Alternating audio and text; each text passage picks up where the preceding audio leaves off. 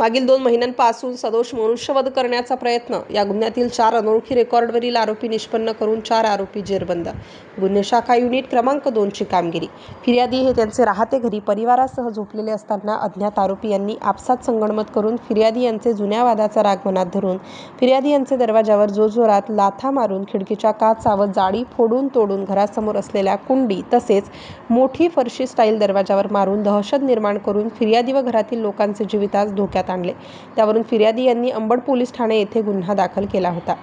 गुन्हे शाखा युनिट 2 कडील अधिकारी व अंमलदार हे सदर गुन्ह्याचा समांतर तपास करून सदर गुन्ह्यातील 4 अनोळखी आरोपी यांचा शोध घेत असता गुन्ह्यातील 4 अनोळखी आरोपी हे रोहित राजेंद्र सूर्यवंशी, भरत सुदाम साळवे, अनुज उर्फ करण प्रकाश देवरे, ऋतिक उर्फ रिंकू रामराव हिरे हे त्यांचे राहते घराचे परिसरात वावरत असल्याची गोपनीय माहिती मिळताच गुन्हे शाखा युनिट 2 कडील अधिकारी यांनी आरोपी यांच्या राहते परिसरात शोध घेऊन त्यांना ताब्यात घेतले.